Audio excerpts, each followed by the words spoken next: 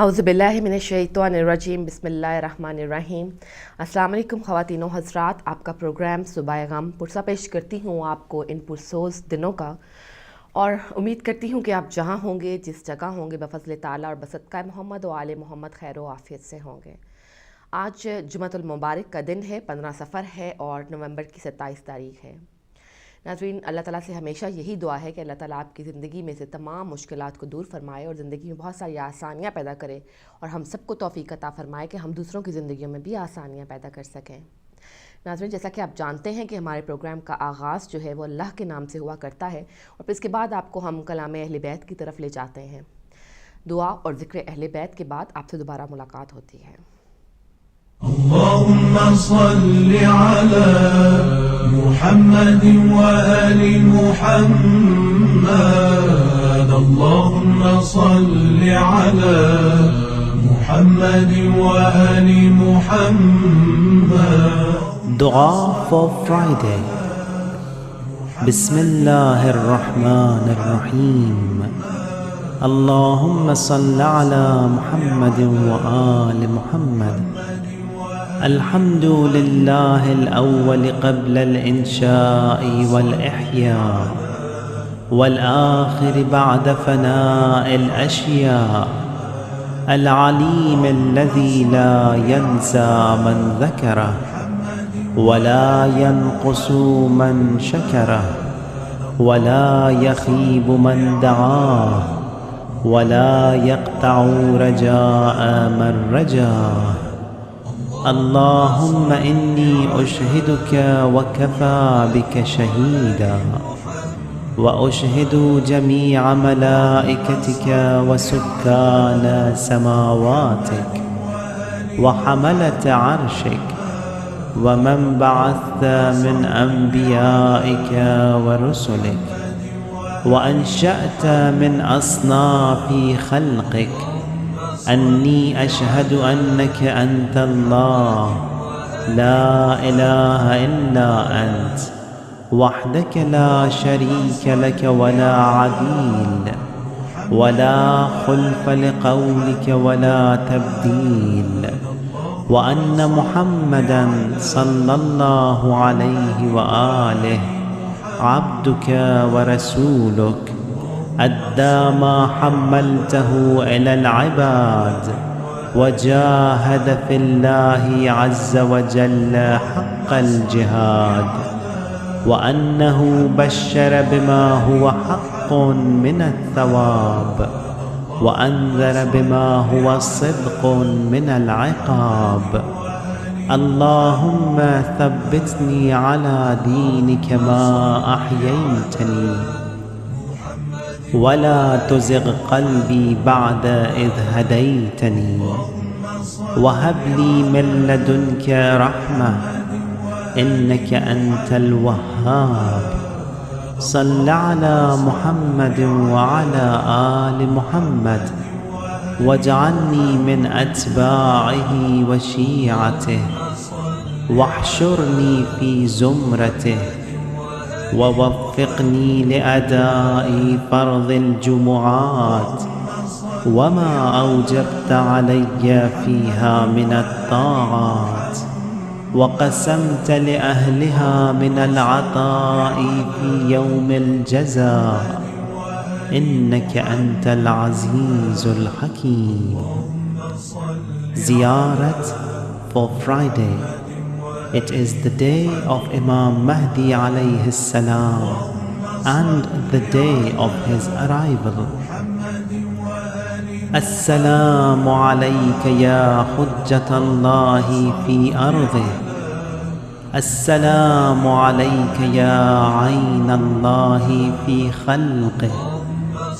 Assalamu alayka ya nur Allah الذي يهتدي به المهتدون ويفرج به عن المؤمنين. السلام عليك أيها المهذب الخائف. السلام عليك أيها الولي الناصح. السلام عليك يا سفينة النجاة. السلام عليك يا عين الحياة. السلام عليك صلى الله عليك وعلى آل بيتك الطيبين الطاهرين. السلام عليك عجل الله لك ما وعدك من النصر وظهور الأمر. السلام عليك يا مولاي، أنا مولاك عارف بأولاك وأخراك، أتقرب إلى الله تعالى بك وبآل بيتك، وأنتظر ظهورك وظهور الحق على يديك، وأسأل الله أن يصلي على محمد وآل محمد، وأن يجعلني من المنتظرين لك والتابعين والناصرين لك على أعدائك والمستشهدين بين يديك في جملة أوليائك. يا مولاي يا صاحب الزمان، صلوات الله عليك وعلى آل بيتك. هذا يوم الجمعة وهو يومك المتوقع فيه ظهورك، والفرج فيه للمؤمنين على يديك، وقتل الكافرين بسيفك. وأنا يا مولاي فيه ضيفك وجارك، وأنت يا مولاي كريم من أولاد الكرام، ومأمور بالضيافة والإجارة، فأضفني وأجرني صلوات الله عليك وعلى أهل بيتك الطاهرين. اللهم صل على محمد وآل محمد. اللهم صل على محمد وآل محمد. يا حسين يا حسين يا حسين يا حسين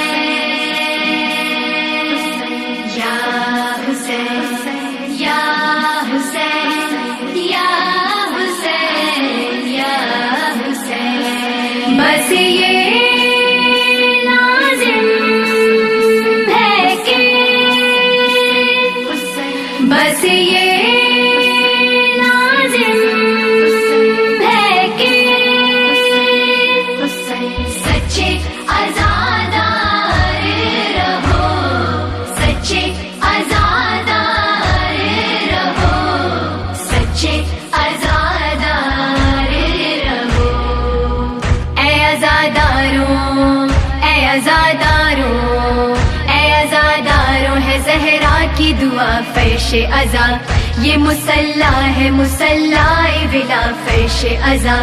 اے عزاداروں، ہے زہرا کی دعا فرش عزا، یہ مسلح ہے مسلح بلا فرش عزا. اس کا ہر لہجہ ادب کرنے پہ تیار رہو، اس کا ہر لہجہ ادب کرنے پہ تیار رہو. اس کی تقدیس کی خاطر سدا ہوشیار رہو. سچے عزادار رہو، سچے عزادار رہو، سچے عزادار رہو. یہاں روتے ہوئے سکان جنا آتے ہیں، یہاں روتے ہوئے سکان جنا آتے ہیں. فرش مجلس پہ شہنشاہ زمن آتے ہیں، فرش مجلس پہ شہنشاہ زمن آتے ہیں. تم کو لازم ہے کہ غافل نہ ہو بیدار رہو، تم کو لازم ہے کہ غافل نہ ہو بیدار رہو. مرضی شہ کے ہر ایک لمحہ طلبگار رہو.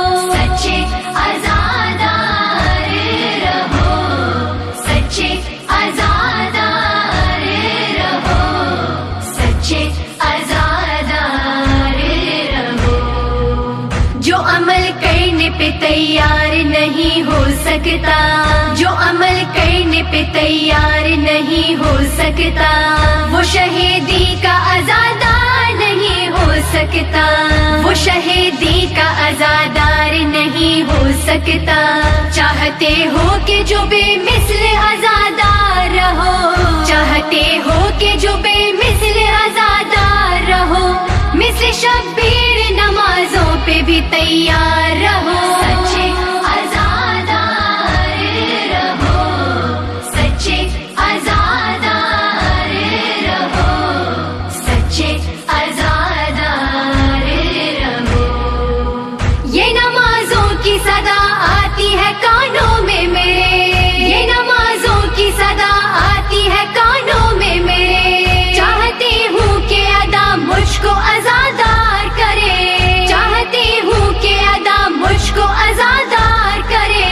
نہ فقط نام کے ہی شہ کی طرف دار رہو، نہ فقط نام کے ہی شہ کی طرف دار رہو، ان کی سیرت پہ عمل کرنے پہ تیار رہو۔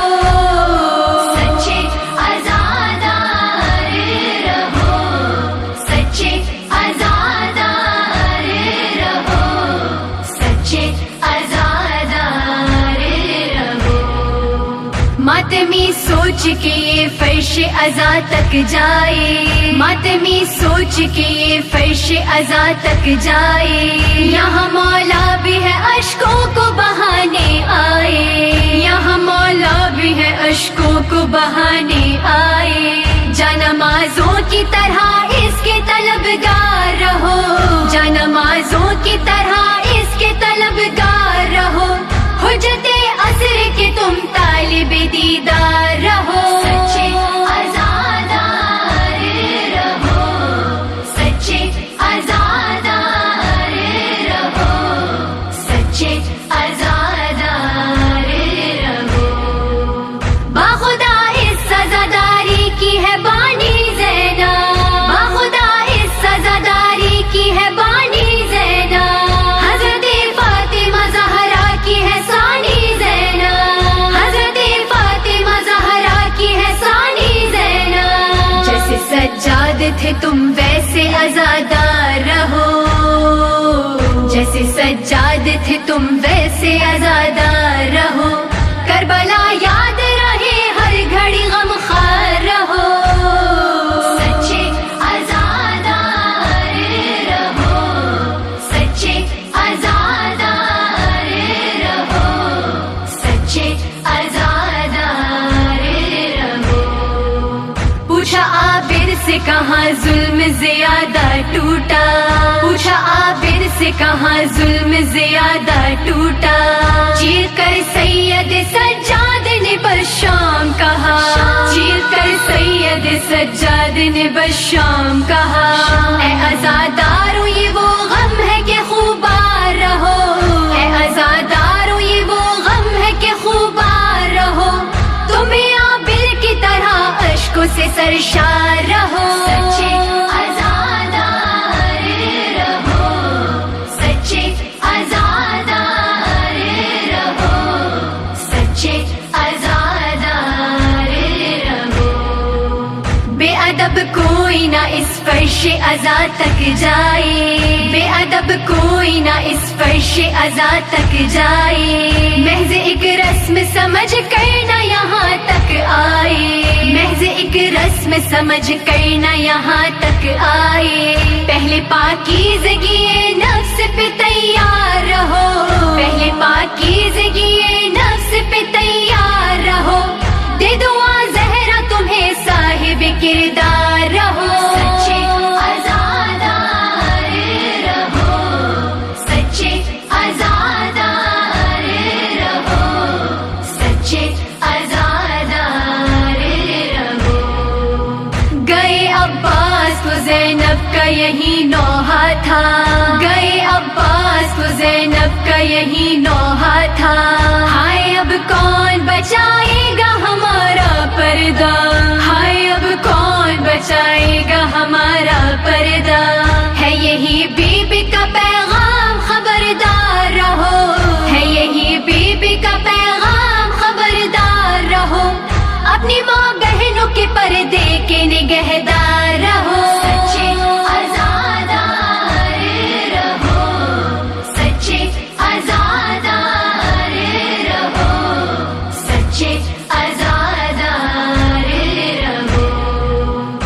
قلب کی ہے یہ صدا نوح جو ماجد نے لکھا، قلب کی ہے یہ صدا نوح جو ماجد نے لکھا، مہمو ادیا و ثانیہ دے دو یہ صدا، مہمو ادیا و ثانیہ دے دو یہ صدا، دین کے واسطے تم سایہ دیوار رہو، دین کے واسطے تم سایہ دیوار رہو، اور اگر وقت جو پڑ جائے تو مختار رہو، سچے آزادار رہو، سچے آزادار رہو، سچے آزادار رہو، سچے آزادار رہو۔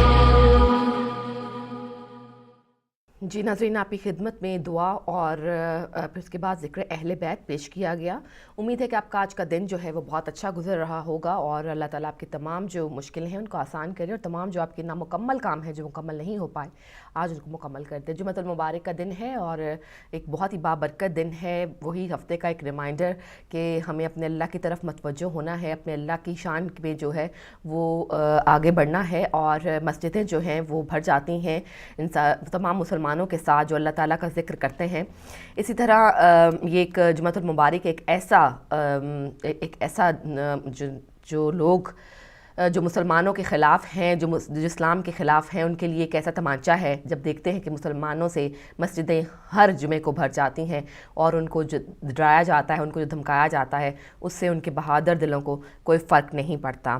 آج موسم جو ہے وہ قدر بہتر ہے، آج دھوپ نکلی رہے گی اور میکسیمم ٹیمپریچر رہے گا 12 ڈگری سینٹی گریڈ۔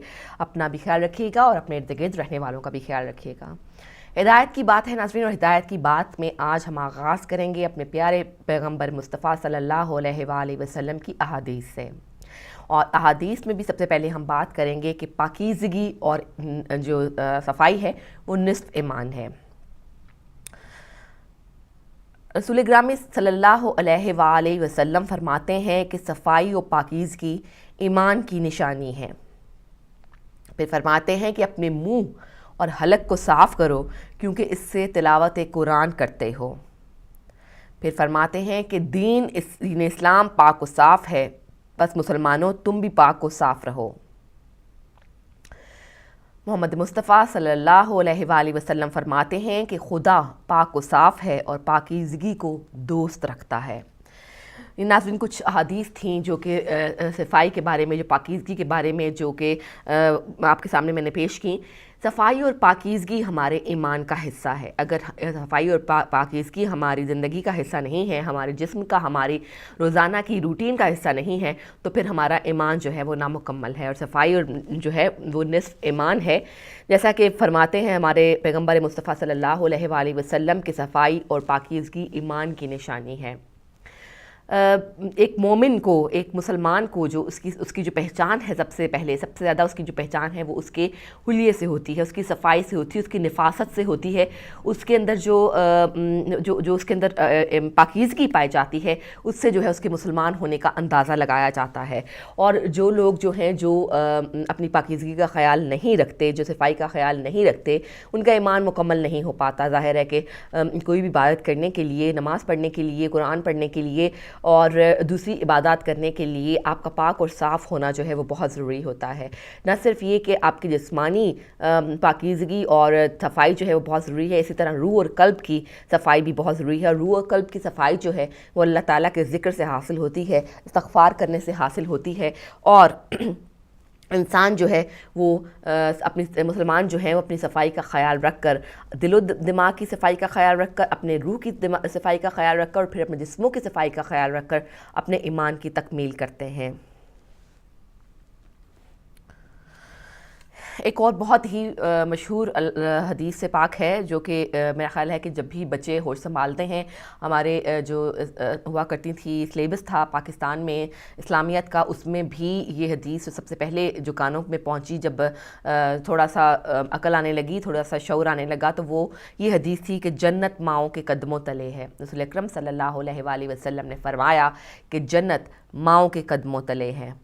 ماؤں کا اجر کیا ہے؟ ماں بننا جو ہے وہ ایک بہت ہی مشکل مرحلہ ہے۔ نہ صرف یہ کہ ماں پیٹ میں 9 مہینے تک بچے کو رکھتی ہے، تکلیف اٹھاتی ہے اور اپنی بے آرامی کا سامنا کرنا پڑتا ہے، اس کو انکمفرٹیبل ہوتی ہے اور پھر اس کی پیدائش کے مرحلے سے گزرتی ہے کہ جو کہ اس سے بھی زیادہ تکلیف دہ ہے، اور اس تکلیف کی شدت کا اندازہ کوئی اور انسان نہیں کر سکتا سوائے اس کے کہ وہ عورت جو ماں بنے۔ ماں کو یہ ایک پہلا سٹیپ ہے، ایک پہلا مرحلہ ہے جس کی وجہ سے ماں کو بہت اہمیت دی گئی۔ پھر اس کے بعد باپ کا بھی بہت درجہ ہے، باپ بھی ایک جو ہے بہت ہی زیادہ جسے کہتے ہیں اکائی ہے، ایک یونٹ ہے ایسا جس کے بغیر جو ہے ایک انسان کی مکمل پرورش نہیں ہو سکتی، ایک مکمل تربیت کا وہ حامل نہیں ہو سکتا۔ لیکن ماں کو جو ہے آپ نے نوٹ کیا ہوگا کہ احادیث میں، قرآن پاک میں ہر جگہ بہت زیادہ اہمیت دی گئی ہے۔ اہمیت دینے کی وجہ یہ ہے کہ جو تکلیفیں ماں اٹھاتی ہے وہ ظاہر ہے وہ باپ جسمانی تکلیفیں نہیں اٹھاتا۔ جو پرورش کے لیے، جو اس کی نگہداشت کے لیے جب وہ ایک چھوٹا بچہ ہوتا ہے، بالکل شیرخوار ہوتا ہے، اس کے پاس سوائے رونے کے اس کو اپنی مطلب بتانے کا، اپنی خواہش بتانے کا، اپنی طلب بتانے کا اور کوئی طریقہ نظر نہیں آتا، اور جو صرف ماں ہی ہے جو اس طریقے کو سمجھتی ہے اور اس مطلب کو، اس طلب کو سمجھتی ہے اور پھر اس کی وہ طلب پوری کرتی ہے۔ راتوں کو جاگنا، بچے کی بیماری میں اس کے ساتھ سارا دن لگے رہنا، یہ سب ماؤں کی ہی ہمت ہوتی ہے، اور اللہ تعالیٰ نے جب ماں بناتا ہے تو اللہ تعالیٰ اس کے دل کو بہت وسیع کر دیتا ہے۔ اس لیے جنت جو ہے وہ ماؤں کے قدموں کے تلے ہے، اور جنت حاصل کرنا جو ہے وہ اسی طرح ہے کہ جب یہ پرندے جو چھوٹے چھوٹے، ہم اس کو میں مثال دوں گی آپ کو پرندوں کی طرح، کہ جب ایک چڑیا جو ہے وہ انڈے میں سے نکالتی ہے، ایک چھوٹا سا بچہ نکالتی ہے، اس کو پالتی ہے، اس کے منہ میں جو ہے وہ دانہ لا کر ڈالتی ہے، لیکن جب اس کے پر نکل آتے ہیں تو وہ پر لگا کر اڑ جاتا ہے اپنی ماں کو چھوڑ کر۔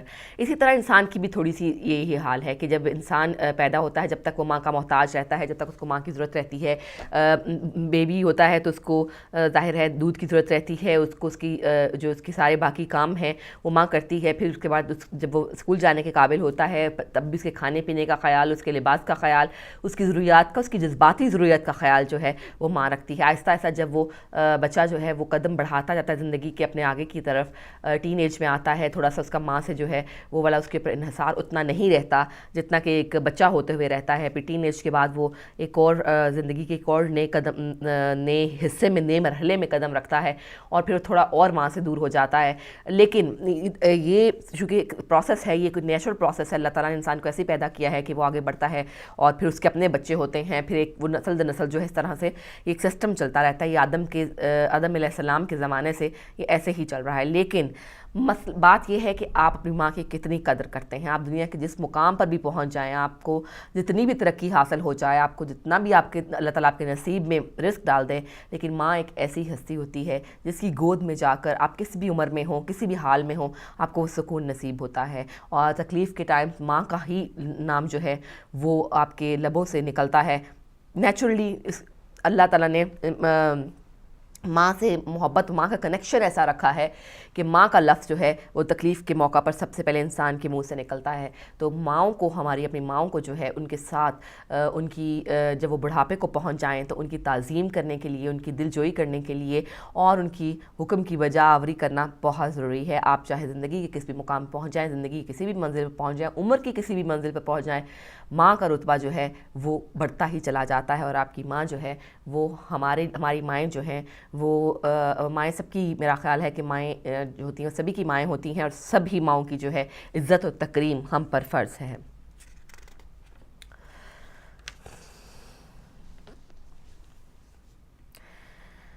جی ناظرین، ایک اور حدیث آپ کی خدمت میں پیش کروں گی کہ تمہارا بہترین دوست وہ ہے جو تمہیں عیب دکھائے۔ رسول اکرم صلی اللہ علیہ وآلہ وسلم نے فرمایا کہ تمہارا بہترین دوست وہ ہے جو تمہیں تمہارے عیب دکھائے۔ دنیا میں بہت سارے طرح طرح کے لوگ ہوتے ہیں، اللہ تعالیٰ نے طرح طرح کی جو ہیں وہ فطرت پہ انسان پیدا کیے ہیں، کچھ اچھے ہیں، کچھ تھوڑے شر پسند ہوتے ہیں، کچھ کو تھوڑی ہدایت کی ضرورت ہوتی ہے، کچھ ہدایت پا لیتے ہیں، کچھ کے دلوں پر اللہ تعالیٰ مہر لگا دیتا ہے۔ لیکن دوست بناتے وقت آپ اس کو کیسے پرکھ سکتے ہیں؟ آپ دوست بناتے وقت کیسے یہ اس بات کو جو ہے وہ کنفرم کر سکتے ہیں کہ یہ اچھا دوست ثابت ہوگا، آپ کی بھلائی اور آپ کا ویل وشر ہوگا؟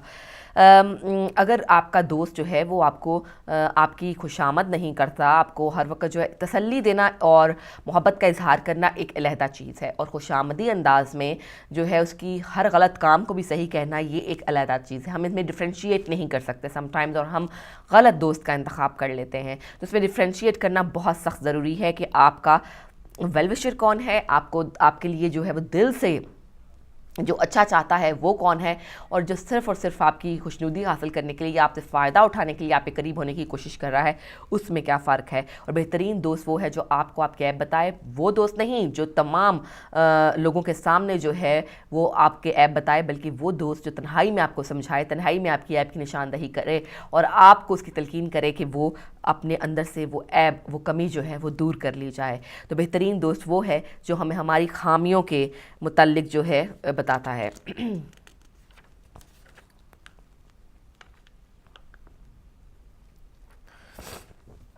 پھر اللہ تعالیٰ رسول اکرم صلی اللہ علیہ وآلہ وسلم نے ایک اور جگہ پہ فرمایا کہ باپ پر اولاد کے حقوق میں سے یہ بھی ہیں کہ ان کا اچھا نام رکھے، انہیں لکھنا سکھائے، اور جب بالغ ہو جائیں تو ان کی شادی کریں.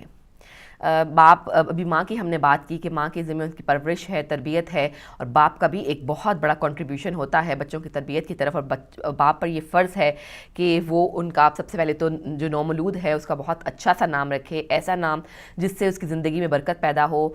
آج کل بہت زیادہ یہ ٹرینڈ ہو گیا ہے کہ وہ بہت ہی زیادہ عجیب و غریب قسم کے نام رکھے جاتے ہیں جن کا نہ کوئی معنی ہوتا ہے اور نہ کوئی ان کا مبارک اثر ہوتا ہے. صرف اور صرف اپنے آپ کو منفرد اور انفرادیت ظاہر کرنے کے لیے اس طرح کے نام رکھے جاتے ہیں کہ مجھے تو بہت کئی دفعہ حیرانگی ہوتی ہے کہ ہم مسلمانوں کو، جبکہ ہمارے پاس ناموں کی، ایسے لوگوں کی، ایسی ہستیوں کی کمی نہیں ہے جن کے ناموں پر ہم اپنے بچوں کے نام رکھیں اور دل کو تسلی ہو جائے کہ اللہ تعالیٰ ان کو توفیق عطا فرمائے کہ یہ انہی ہستیوں کے جن کے اوپر ان کے نام رکھے ہیں انہی راستے پر چل سکیں.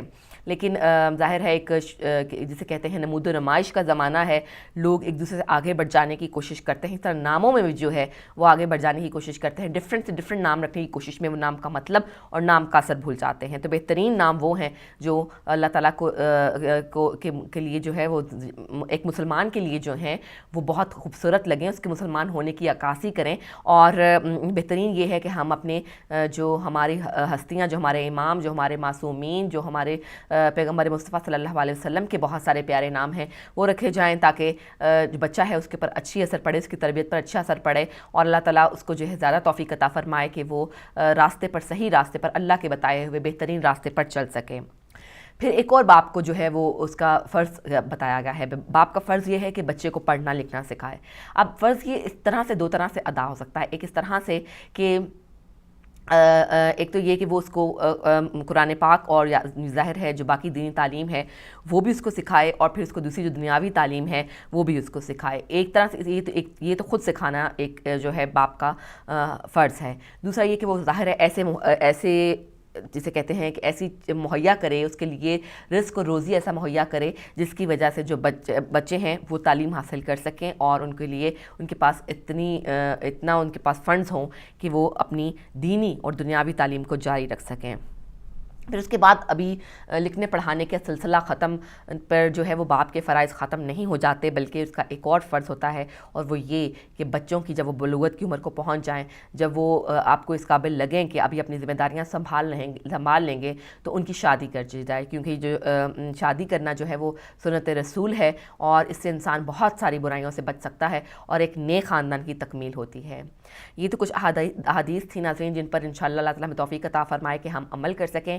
جائیں گے ایک چھوٹے سے بریک کی طرف. بریک کے بعد آپ سے دوبارہ ملتے ہیں.